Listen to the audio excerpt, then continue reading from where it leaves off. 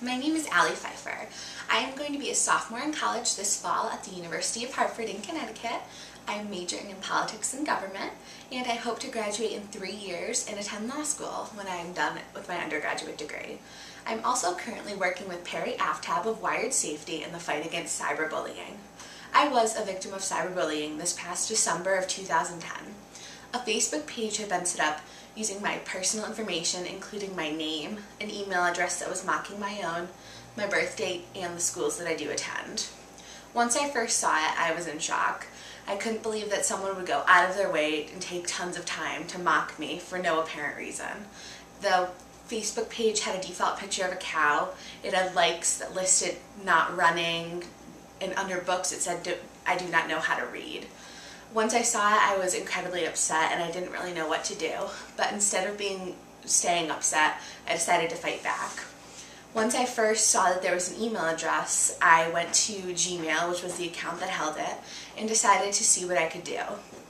Since they'd used all of my personal information, the security question also had my personal information. So by answering that, I gained access to the email account, which gave me access to the Facebook account. I took everything off the Facebook account and put up a status saying that whoever created this, I am going to take it to the police department to find out what had happened.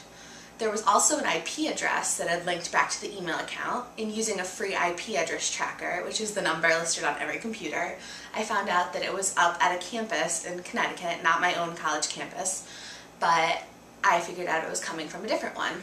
So at that point, I knew that it had to be someone on my Facebook page. I went through and I looked and I couldn't narrow it down, so I brought it to the police department and had them look into it.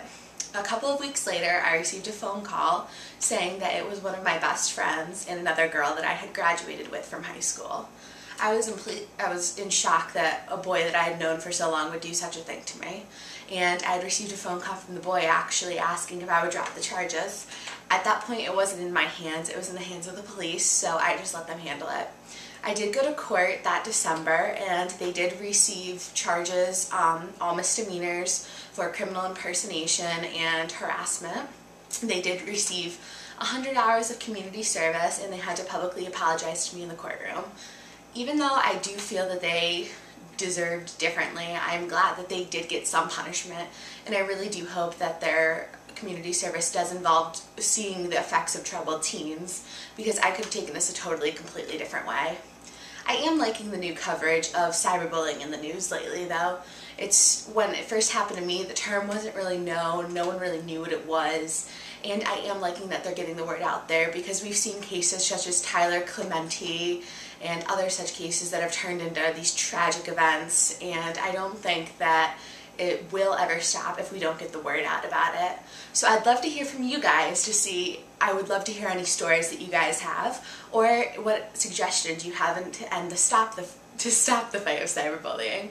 Thank you. See you soon.